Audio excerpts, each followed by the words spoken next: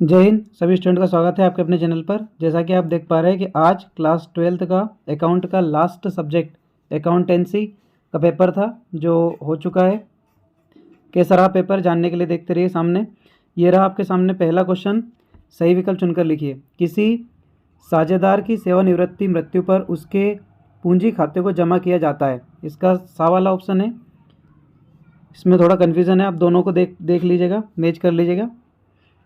इसका एक ऑप्शन आ रहा है शेष साझेदारों के भाग की ख्याति से और दूसरा आ रहा है उसके भाग की ख्याति से। अब इन दोनों में से एक है, जहाँ तक उत्तर मिल रहा है उसके अकॉर्डिंग बी वाला आ रहा है शेष साझेदारों के भाग की ख्याति से। इसके बाद दूसरा दिया है आपका अंशों पर बकाया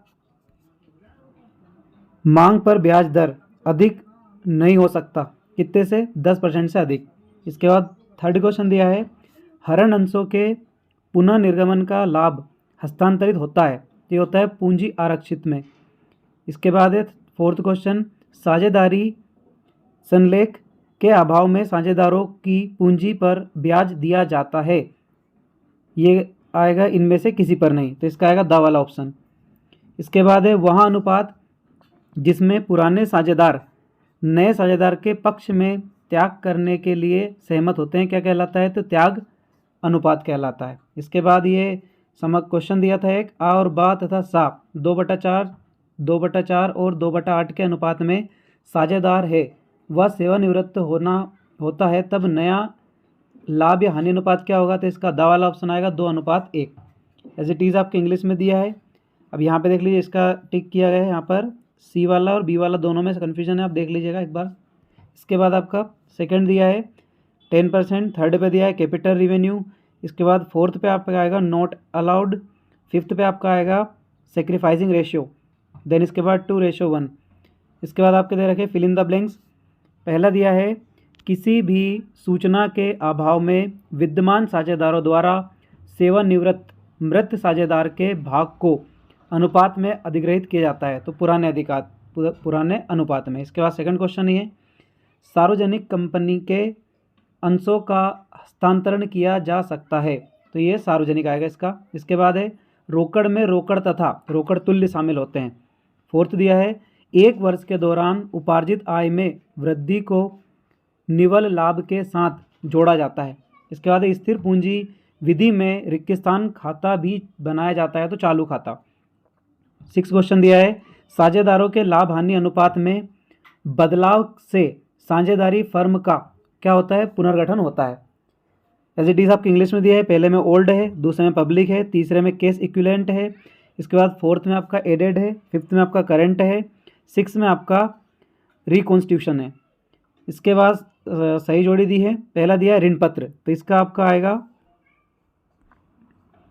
ऋण पत्र का आपका आएगा दीर्घकालिक ऋण। स्थिर ब्याज का आपका आएगा ऋण पत्र का प्रतिफल। इसके बाद आपका दिया है थर्ड द्रव्यता अनुपात, इसका आएगा अल्पकालिक ऋण शोधन क्षमता। इसके बाद आएगा फोर्थ का प्रचलन से रोकड़, इसका आपका मिलेगा माल का विक्रय। इसके बाद है औसत लाभ पांचवा, इसका आपका आएगा विनियोजन पूंजी। इसके बाद दे रखा है आहरण पर ब्याज, इसका आपका रहेगा गुणनफल विधि। इसके बाद है अधिकृत पूंजी, इसका आएगा आपका सीमा पार्षद नियम। बाकी दो ऑप्शन फिजूल है यहाँ पर, एक तो कंपनी के स्वामी वाला और एक स्थिर परिसंपत्तियों बिक्री, ये दो एक्स्ट्रा दिए हैं, दोनों ही गलत है। एज इट इज़ आपके इंग्लिश में दिए हैं। इसके बाद वन वर्ड दिए हैं किस प्रकार के अंशों को लाभांश भुगतान में प्राथमिकता दी जाती है, तो इसका आएगा पूर्वाधिकारिक अंश। इसके बाद है पूंजी संचय किस प्रकार के लाभ से बनाया जाता है, तो ये बनाया जाता है पूंजी लाभ से। इसके बाद है प्रत्येक कंपनी को तुलन पत्र कंपनी अधिनियम 2013 की किस अनुसूची के अनुसार बनाया जाता है, तो ये है अनुसूची 3 भाग 1 के अनुसार। इसके बाद है कौन से अनुपात प्रमुख रूप से प्रत्यय की गणना करते हैं, तो यह आएगा लाभदायकता। इसके बाद है स्थिर परिसंपत्तियों को प्राप्त करने के लिए नगद भुगतान किस प्रकार का क्रियाकलाप है, तो यह है विनियोग क्रियाकलाप। इसके बाद है सामान्य लाभ पर वास्तविक लाभ का अधिक्य क्या कहलाता है, तो वह कहलाता है अधिलाभ। इसके बाद है अंश पूंजी का वहाँ भाग जो कंपनी के समापन के समय मांगा जाता है, क्या कहलाता है संचित पूंजी। एज इट इज़ आपके इंग्लिश में दिए हैं। पहले का आएगा प्री शेयर, इसके बाद है कैपिटल प्रॉफिट, थर्ड का आएगा शेड्यूल थर्ड पार्ट 1, इसके बाद फोर्थ का आएगा आपका प्रॉफिटेबिलिटी, इसके बाद फिफ्थ का आएगा आपका इन्वेस्टिंग एक्टिविटी, इसके बाद आएगा सुपरफिशियल, इसके बाद आएगा रिवर्स कैपिटल। बाकी आप देख लीजिएगा। इसके बाद है सत्यासत्य, इसमें पहला दिया है प्रदत्त पूंजी याचित पूंजी से अधिक हो सकती है, तो ये फाल्स है, आ सकते हैं। ऋण पत्रधारी कंपनी के स्वामी होते हैं, ये भी फाल्स है। कंपनी के वित्तीय विवरण में रोकड़ प्रवाह विवरण भी शामिल रहता है, ये भी फाल्स है, आ सकते हैं। इसके बाद है साझेदारी लेखन बनाना अनिवार्य है, तो ये ट्रू है। इसके बाद है फर्म के विघटन पर बैंक अधिविकर्ष को बैंक खाते में हस्तांतरित किया जाता है, तो ये भी फाल्स है। इसके बाद फर्म के विघटन पर साझेदारी का विघटन निश्चित होता है, ये ट्रू है। यानी कि चौथा और छठा दोनों ट्रू है, दोनों सकते हैं, बाकी सब आ सकते हैं। एज इट इज़ आपके इंग्लिश के दिए हैं। ओवरऑल पेपर इजी है।